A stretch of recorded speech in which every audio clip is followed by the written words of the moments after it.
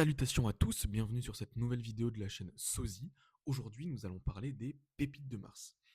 Nous allons parler donc de ces albums, différents albums qui sont sortis durant le mois de mars 2026, ceux qui m'ont plu, ceux qui m'ont déçu, ceux que j'ai vraiment beaucoup appréciés, ceux qui sont des bonnes surprises et ceux qui sont arrivés un petit peu de manière incongrue.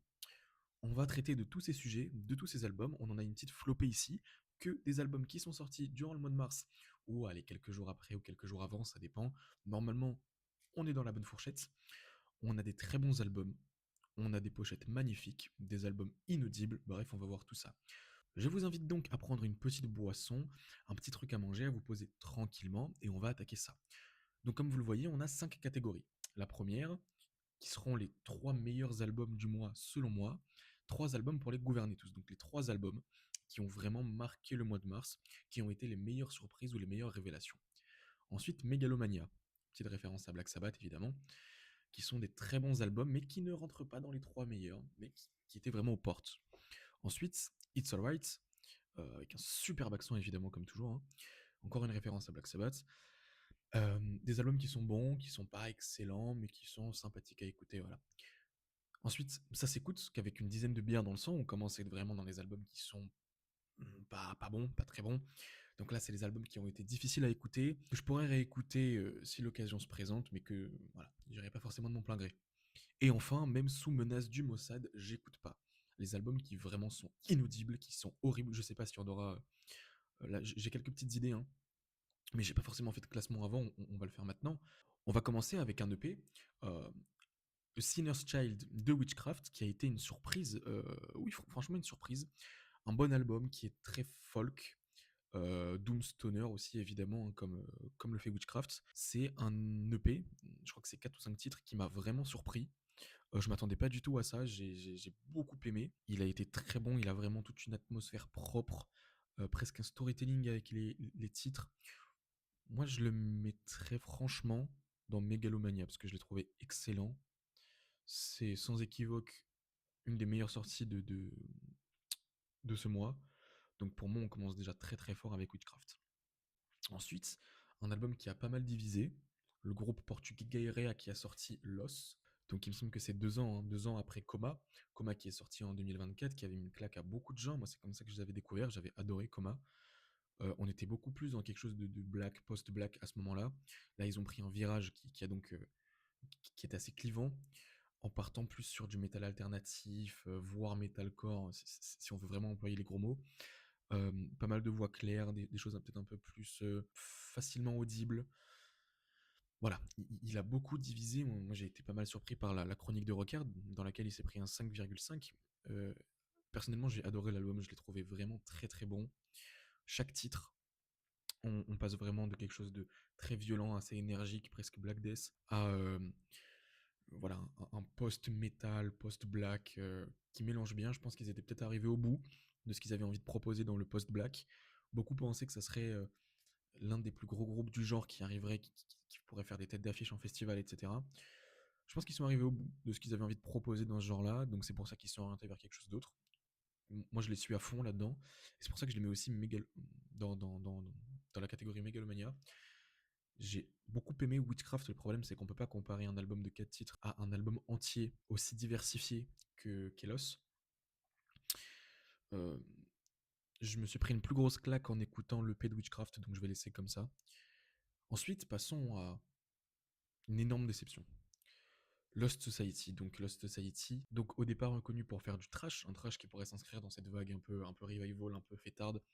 Moi, j'avais beaucoup aimé l'album de 2013, Fast Loud Death.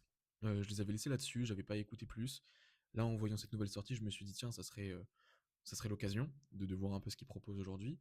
Et quelle déception. Je m'attendais à un bon album de trash qui me donnerait envie, voilà, d'écouter plus du groupe. Et chanson après chanson, j'étais un peu plus mort. Vraiment une très mauvaise surprise. Lost Society, très décevant.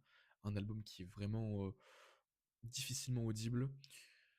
Il s'écoute, mais c'était une déception telle quand je l'ai écouté que je les mettrais vraiment tout en bas. J'ai vraiment pas du tout accroché avec cet album. Voilà, c'est dommage. Je pense que c'est ce que beaucoup ont ressenti peut-être avec Gaïrea, un groupe qui aurait pu faire de grandes choses dans un genre et qui va dans un autre. Voilà, Gaïria l'a bien fait, là où Lost Society s'est complètement vautré à mon sens, évidemment. Ensuite, un album assez particulier, encore une fois, Speglass, groupe de même pas qualifiable, qui va mélanger du prog, du black, du death, du post, qui va mélanger énormément de choses pour faire un mix assez déjanté, très particulier. L'album a été, c'est une vraie expérience. C'est un album à mon sens qui est bon, qui est pas exceptionnel. D'ailleurs, j'avais découvert parce qu'il s'était pris une très bonne note sur Angry Metal Guy. Donc, si vous connaissez pas, c'est un site qui regroupe énormément de reviews d'albums, qui les note. Souvent très intéressant. Donc voilà, l'album est bon. Il n'a pas marqué le moins. C'est pas un album qui va marquer le genre à mon sens, même s'il y a des choses très intéressantes. Moi, je le mettrais dans It's Alright. Écoutable, appréciable, un petit voyage, mais qui m'a pas autant transcendé qu'a pu le faire Gaïrea ou Witchcraft ce mois-ci. Ensuite, autre album assez important, hein, parce qu'on parle vraiment de pionniers ici, Exodus. Donc, énorme groupe de trash qui, pour beaucoup, devrait faire partie du Big Four. Mais Exodus, voilà, bon album, qui propose un trash assez générique, parfois un peu mou.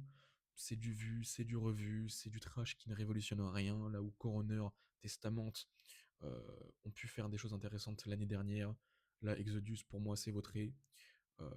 Pourtant, c'est fou en ce moment, hein, le nombre d'albums de trash qu'on a d'énormes groupes. Bon, pour moi, c'est un manquement. C'est l'un des plus mauvais. Le Creator était pas top, était bon mais pas top. Celui-là, Exodus, on est vraiment encore plus bas. Il est bon. Enfin, il est bon, il est écoutable, appréciable, encore une fois. Mais il manque un truc. Il est trop générique, un peu trop mou. Je le mettrai là. Ensuite, alors, tout l'inverse. Monstrosity, donc groupe pilier du death metal floridien, là, qui propose un album génial. Et surtout quand on connaît la longévité du groupe, quoi. Monstrosity, c'est un groupe donc de la scène floridienne qui s'inscrit avec Death, avec Cynic, avec même Cannibal Corpse, dans l'émergence du death metal de cette côte-là. Et ils arrivent encore à pondre un album qui est excellent. À mon sens, il est vraiment génial. Pour moi, il n'y a aucun doute sur le fait qu'on peut déjà le mettre dans l'un des meilleurs du mois. Alors ensuite, là, on part sur un genre assez différent. Acranus, groupe allemand, il me semble, de brutal, des scores, slam. Donc, c'est des breaks à longueur de titre. C'est break, break, break tout le temps. Tout l'album, c'est ça. C'est sympa à écouter, c'est sympa pour se défouler un peu, on va dire, mais voilà, c'est bien. Pas aussi bien que Speglass, parce que Speglass, il y avait vraiment cet aspect voyage que Acranus n'a pas, mais bon, ça reste un bon album, quoi, bien brutal. Maintenant, passons à un album qui a choqué, parce que donc on parle de Neurosis, hein. Neurosis qui est arrivé comme une fleur avec cet album surprise, absolument pas annoncé, qui depuis 2019 était en hiatus suite aux accusations et condamnations de Scott Kelly, des différentes violences envers sa famille, etc., qui n'avait pas sorti d'album depuis 2016 et qui là revient 10 ans après, avec donc An Undying Love for a Burning World. Bon, je me le suis noté à côté, j'ai pas, j'avais pas la foi de le retenir. Mais voilà, un album génial, sludge, euh, post-atmosphérique, enfin vraiment qui regroupe beaucoup de choses. Il faudrait que je me le réécoute pour vraiment rentrer complètement dedans, mais il était vraiment génial. Je vais le mettre dans 3 albums pour les gouverner tous aussi. Ça a peut-être changé après, mais on est vraiment sur une très grosse pièce. Et là aussi, petite surprise avec Axe Dragger, qui sort ce premier album, ce self-titled Axe Dragger, donc, qui est un super groupe euh, composé de Terry Glaze, donc chanteur de Pantera jusqu'en 86, Bob Balch, qui joue toujours aujourd'hui dans Fu Manchu, Pete Campbell, qui a joué dans Pentagram quelques années, Frédéric Isaacson, ex-Grave, ex-Therion, qui joue aujourd'hui dans Dark Funeral. C'est un line-up génial pour un album qui est bon. Je suis pas rentré complètement dedans, c'est du heavy, pas mal d'influences qui va piocher un peu partout avec des bons riffs. C'est un album bon, qui n'est pas aussi bon que les Gaïria et Witchcraft. Donc voilà, moi je le mettrais à la tête de It's Alright, parce que c'est un bon album, qui va pas révolutionner le genre, qui est une bonne surprise. Voilà, un super groupe avec pas mal de membres très influents, qui pond cet album, et surtout ça fait plaisir de voir Terry Glaze dans un album de Heavy. Autre formation assez particulière, Close Enemies, donc qui a fait un petit retentissement entre guillemets, hein, notamment parce que l'un de ses membres c'est Tom Hamilton, donc bassiste légendaire et membre fondateur de Aerosmith, qui là propose un projet rock assez générique, hein, qui se rapproche de Aerosmith. C'est un rock classique, un rock 70s, 80s, un peu de hard rock. C'est chouette à écouter, voilà, mais ça va rien révolutionner. C'est un peu chiantos par moment, un peu long. J'ai préféré écouter le Exodus à la place. Maintenant, seul album du mois qui m'a fait lâcher une larme. En l'écoutant, si vous me suivez sur Instagram, vous l'avez peut-être vu. Je vous mets mon Instagram dans la description si vous voulez aller me suivre. C'est là-bas que je poste pas mal de trucs. Je parle aussi des vidéos qui arrivent, etc. Voilà, si ça vous intéresse. Et donc, évidemment, vous le voyez, Black Label Society, avec cet album Engines of Demolition. Ouais, c'est ça, je croyais que j'avais mal écrit, mais non, c'est bien un nom de con. Bon album, Southern Rock, Metal, Groove, voilà, c'est ce que Zakk Wylde sait faire. C'est un album de Black Label Society en plus, avec cette chanson hommage à Ozzy à la fin. Donc moi, c'est celle-là qui m'a fait rentrer dans l'album, qui m'a fait lâcher ma petite larme, qui est très touchante, des jolies paroles. On sait la proximité entre Zakk Wylde, donc, qui était guitariste pour Ozzy Osbourne, et donc Ozzy. C'est un bon album. It's Alright qui monte au-dessus de Axe Dragger juste pour cette chanson hommage à Ozzy. Voilà, même si bon, dans l'ensemble c'est un bon album, hein, c'est bien groovy, c'est des bons riffs, c'est lourd, c'est chouette. Après, alors on change complètement de genre avec Moros. Moros, donc groupe de stoner sludge, assez à la fois chaotique et langoureux. C'est vraiment une proposition très particulière, Moros. Un album assez underground, ou en tout cas très peu connu. Moi, je l'avais passé presque nulle part. Et j'ai été étonné parce que c'est un très bon album, des bons riffs, très lents, mais à la fois des parties très brutales, assez violentes, une maîtrise complète du sludge, du stoner, une très bonne surprise. À mon sens, c'est un groupe qu'il faut suivre, vu la qualité de cet album et au vu des choses qui pourraient, dans cette continuité, proposer dans le futur. Il va pas dans Megalomania, parce qu'il faut peut-être pas. Ah, quand même. Ah, si, bon, il va dans Megalomania. Il était franchement bon. Il était franchement bon et il le mérite. Ensuite, avant-dernier album, et pas des moindres, parce qu'il s'agit de Hell Reaper, donc groupe de speed, black, trash, ou one man band, qui casse tout depuis quelques années, qui propose des albums toujours plus fous. Très bonne proposition, moi j'ai beaucoup aimé. Au départ, je suis pas vraiment rentré, j'ai trouvé ça un peu long, un peu chiant. J'ai beaucoup aimé regarder sur son Instagram, notamment une vidéo dans laquelle il partage la manière dont il a créé l'une des chansons, comment le riff lui est venu, comment ensuite il l'a travaillé, comment il a posé les paroles en yaourt dessus, comment il a amélioré, comment c'est devenu l'un des titres de l'album, qui est vraiment très bon. J'ai beaucoup aimé. Franchement, très sympathique à écouter. Il faudrait voir comment il le défend en live maintenant, enfin comment ils le défendent. Voilà, Coronash, très bon album, quatrième album du groupe. Bon, m'a un peu ennuyé au début, c'est vrai qu'il est bon, je le mettrais au-dessus de Moros. Voilà, on a franchement un panel de très très bons albums là, hein, entre le Monstrosity, Neurosis, Witchcraft, Gaïrea, Hellreaper, Moros. Très bon mois. Ensuite, une des surprises qui m'a fait le plus plaisir et que j'avais complètement oublié, Carnivore AD, qui a sorti son premier EP. Il avait déjà annoncé en début d'année, j'avais complètement oublié qu'il devait le sortir.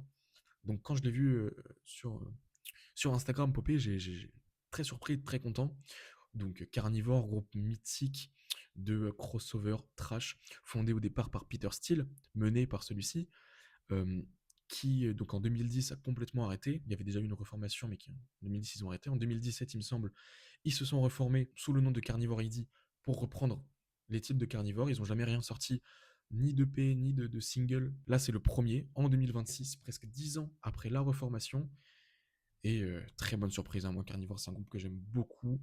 J'ai pu voir en live l'année dernière au Brutal Assault, avec des titres ultra marquants, style Mal Supremacy, ou bon, là dont je peux pas prononcer le titre, mais qui comprend dans son titre Jésus et un dictateur tyrannique allemand.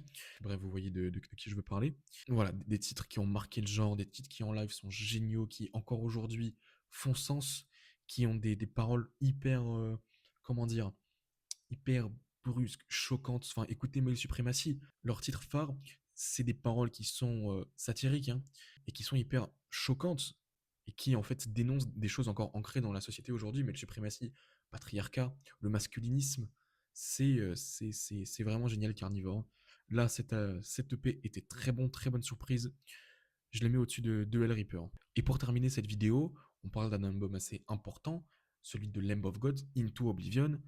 Donc voilà, encore, c'est du Lamb of God. C'est un truc très groovy, un peu core, métal moderne, voilà. Leur album de 2022, bon, j'ai plus le titre exact, mais vous voyez sûrement.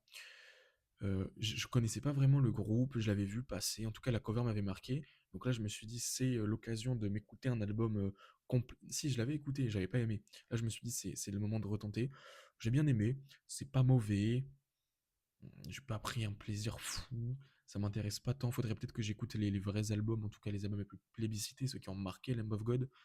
Euh, bon, celui-ci, je le mettrai à la fin de It's Alright. On est sur une sélection, une très bonne sélection. 3 albums pour les gouverner tous, il nous en manque un. Et pourtant, même si c'est Witchcraft qui est à la tête de Megalomania, je pense que c'est pas celui-là que je mettrai. Je pense que je vais mettre Gaïria. Je pense qu'on est dans le bon ordre.